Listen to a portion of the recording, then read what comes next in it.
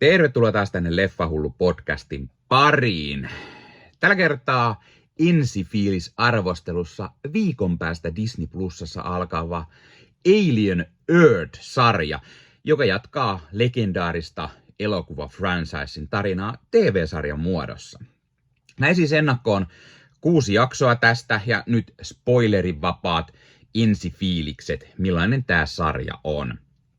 Itse olen melko iso Alien-leffojen fani ja tätä sarjaa odotin innolla, sillä se vaikutti mielenkiintoiselta. Tän on luonut Noah Hawley ja tämä tarina perustuu maapallolle. Ne oli mielenkiintoisia asioita.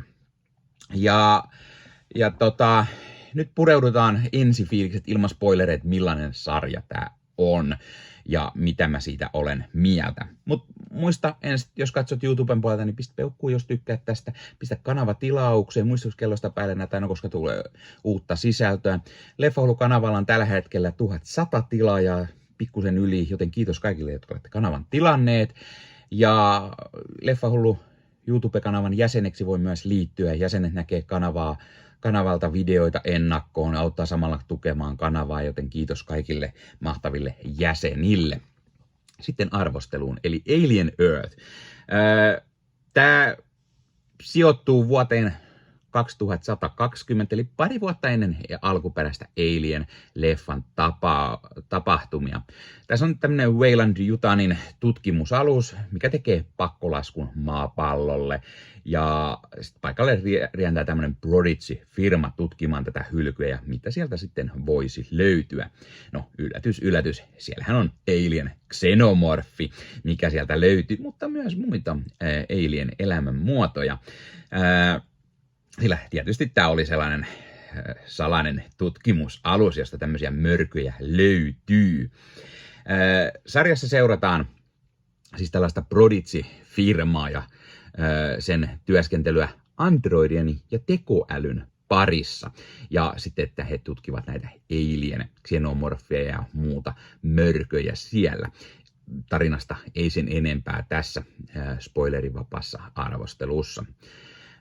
Ensinnäkin siis tästä tulee tosi isot Alien leffafiilikset.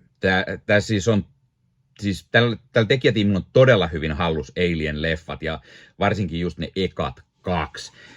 Tämä on selvästi tehty rakkaudesta niihin. Toiseksi, tässä on tosi isot Noah Hawley-vibat. Se muistuttaa todella paljon, varsinkin hänen Legion-sarjaa. Tässä on sellainen kerronta, kuvasto, paikoin hyvin samantyylistä ja nämä kohtaukset, miten siirrytään kohtauksesta toiseen, niin tulee hyvin samantyyliset fiilikset. Tämä sarja käyttää selvästi paljon praktikaalia efektejä ja sen puvustus ja lavastus on taattua Alien-leffa kamaa, mikä on todella mahtavaa. Tässä on samantyylinen kuvauskin vähän mitä Alien-leffoissa, mutta semmoisella pienellä Noah Hawley-maisella fiballa. Noah Hawley on siis kirjoittanut kaikki ne jaksot ja ohjannut 2 jaksoa. Ja muita ohjaajia oli Dana Gonzalez, joka ohjaa 4 jaksoa, ja Ugla Hauksdottir, joka ohjasi sitten 2 jaksoa. Mä tykkään siitä, että näyttelijät on lähes kaikki melko tuntemattomia. Toki mukana on muun muassa Timothy Olyphant, joka on todella hyvä lisä tässä sarjassa. Tässä on pääosassa Sidney Chandler, joka on tämmöinen todella mahtava uusi tuttavuus itselleni. Hän näyttelee tämmöistä Wendy-nimistä tyttöä ja toimii varsin hyvin siinä. Alex Lawther näyttelee Wendyn veliä CJ:tä.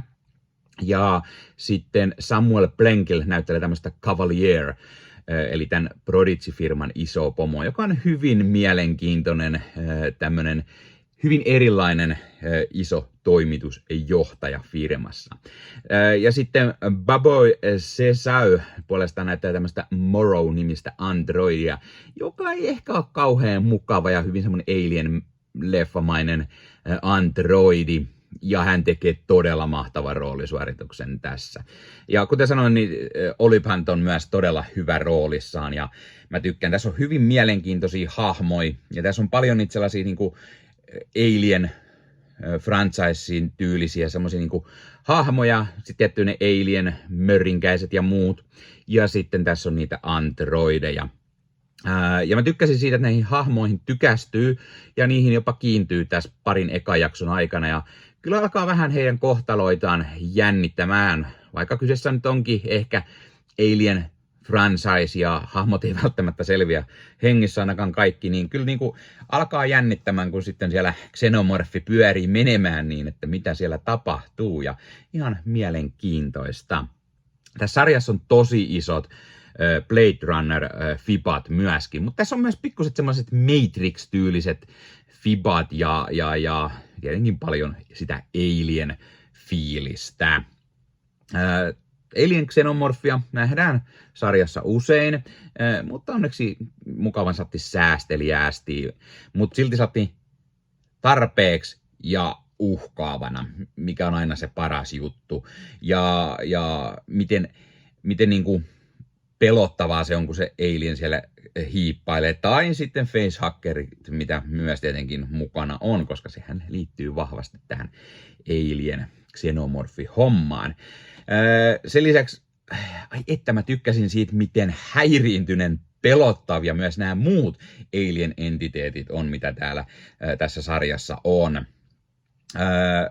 Ja vaikka mä tykkäsin Alien Romulus-leffasta, niin mun mielestä tämä on vielä parempaa Alienia, varsinkin siis näiden näkemieni 6 jakson perusteella. Tässä tosiaan tulee 8 jaksoa tässä ensimmäisellä kaudella, niin kyllä mä nyt uskoisin, että 6 selviää aika hyvin, millainen tämä on.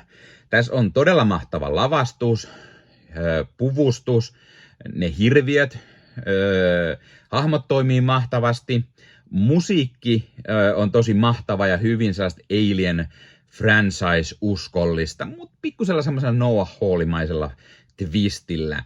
Ja ennen kaikkea sarjassa on semmoista hyvää ja hiipivää, kunnon semmoista monsterikauhua. Paikoin on myös semmoista psykologista kauhu-thrillerin menoa ja, no yllätys, avaruus skifi-kauhua, koska niinhän Alienissa on. Tämä tarina on todella kiinnostava ja mukaansa tempaava, ja tähän jää kyllä koukkuu heti ekasta jaksosta. Tässä on hyvin semmosia ovelia pikku twistejä tämän koko Alien-mytologian kannalta, mutta silti tämä on todella uskollinen sille, ja tekijät oikeasti tietää kyllä ihan selvästi, että mikä on Alien ja miten niin kuin otetaan näitä juttuja tähän niin kuin franchise ja millainen on sen ehkä koko legacy. Ja mun mielestä on todella hyvä jatko Alien franchiselle. Ja oikeasti on tosi hyvä, että just tuli se Alien Romulus-leffa ja nyt tuodaan vielä sarjan puolelle. Joku voisi sanoa, että on ehkä liikaa rahastamista tällä franchiselle, mutta mun mielestä oli todella mahtava. Ja kyllä mä ehdottomasti suosittelen tätä kaikille. Siis ihan oikeasti mun ensifiilis on se, että mä annan tälle 10/10 tälle ensimmäisellä kaudella näiden 6 jakson perusteella. Katsotaan sitten, kun mä näin ne pari vikaa jaksoa, mitä mieltä on, ehdin ehkä makustelemaan lisää, että tuleeko sitten semmonen kunnon analysoiva arvostelu vielä, missä mä spoilaan sitten jo asioita myös, mutta mun ensifiilis on se, että mä annan tälle 10/10, ja mä suosittelen todella paljon. Tää sarja alkaa siis viikon päästä 12.8. muistaakseni Disney Plusasta, ja tulee siis jakso per viikko, paitsi alussa tulee se pari jaksoa. Eli suosittelen ehdottomasti, jos oot Alien-leffasarjan fani, niin kannattaa katsoa tää. Varsinkin jos tykkäät niin kuin alkuperäisestä 2, niin tää on hyvin uskollinen niille ja hyvin samantyylinen, ja tää hakkaa aika lailla kaikki ne jatko-osat, mitä on tullut 2 jälkeen. Tää on todella timanttista Alien-menoa. Ja jos oot nähnyt just Noah Hawleylta esimerkiksi Legion-sarjan tai aina mä unohdan sen toisen sarjan, koska mä en ole sitä kattonut. No joo. Niin tää on hyvin Noah Hawley-mainen myöskin, ja mä tykkäsin siitä Kannattaa ehdottomasti katsoa. Ja laita he kommentteja. Aiotko sä katsoa tän heti, kun tää tulee? Tai jos sä oot jo nähnyt, kun sä katsot tätä arvostelua, niin mitä mieltä sä olit tästä? Tykkäsitkö et? Miksi et? Mikä tässä toimi sun mielestä? Mikä tässä ei toimi sun mielestä? Ja odotatko sä tälle jatkoa tai muuten Alien franchiselle? Ja nyt myös koodilla LEFFAHULLU saat 10% alennuksen kulttileffakaupasta. Eli kannattaa käydä katsomassa. Kulttileffakaupasta löytyy kulttileffoja Aimo-annos. Eli semmoisia vähän legendaarisia leffoja, mistä on tullut kulttiklassikoita, niin löytyy kulttileffakaupasta. Siellä on DVDtä, Blu-rayta. Osassa ei välttämättä ole suomenkielisiä tekstityksiä, ne on tuontiversioita, mutta ne on kuitenkin kaikki tämän Eurooppa eli B-alueen tai kakkosalueen julkaisuja. Kannattaa käydä katsastamassa ja tosiaan koodilla LEFFAHULLU yhteen kirjoitettuna ja isolla saat 10% alennusta sitten loppusummasta. Eli kannattaa käydä tilailemassa itselleen kulttileffoja. Kulttileffakauppaan kanssa tehdään myös kaikennäköistä muuta kivaa lähiaikoina. Ja hei, jos katsot YouTuben puolelta, niin pistä peukkuun, jos pistä kanavatilauksen muistokellosta päälle. Näitä aina, koska tulee uusia videoita ja sen lisäksi auttaa kanava kasvamaan. Eli kiitos kaikille, jotka olette kanavan tilanneet. YouTuben puolella siellä on jäsenyydet, superominaisuudet päälle. Sieltä voi jäsenet tulla kanavan jäseniksi ja sieltä saa erikoismainintaa esimerkiksi tohon nimen, kun on kanavan jäsen ja sit saa erinäköisiä hyviä asioita. Näkee ennakkoonkin. Esimerkiksi tämänkin on nähnyt varmasti jo aikaisemmin, jos on kanavan jäsen, tämän videon sieltä ja muita videoita tulee. Esimerkiksi täällä on paljon täällä leffahuoneessa kaiken näköistä, mistä on tulossa lähiaikoina varmasti video, niin niitäkin näkee sitten ennakkoon, kun on kanavan jäsen. Joskus tulee jopa pelkästään jäsenille tarkoitettuja videoita. Ja sen lisäksi on kaikki korostettuja vastauksia ja tila ja tämmöisiä merkkejä ja muuta kaikki. Kyllä te tiedätte YouTube-juttut. 0,99 € kuussa tai 2,99 € kuussa, niillä saa erinäköisiä asioita, kun tilailee tai on kanavan jäsen. Ja niitä supertykkäyksiä, superkommentteja, kaikkea voi laittaa, niin siitä tulee muutamat kymmenet sentit sitten tähänkin suuntaan. Eli kiitos kaikille, jotka olette niitä laittaneet. Ottakaa Leffahullu somekanavat haltuun, Instagrami, TikTokki, Facebook-sivusto, jäne. Meikäläinen tekee Marvel Podcast Suomea, Star Wars Podcastia ja sitten sen lisäksi meikäläinen kuuluu Leffamediaan, jos on yli 30 sisääntuottajia, jotka rakastavat leffoja ja sarjojen katsomista, niiden arvostelemista ja kaikkeen leffoja ja sarjoihin liittyvää. Sieltä löytyy leffa- ja sarja-aiheiset uutiset, huhut, trailerit, sieltä löytyy haastatteluja, kaikennäköistä leffa- ja sarja-aiheesta. No niin, tämä oli Leffahullu podcast tällä kertaa. Ei muuta, ensi kertaa. Se on moro.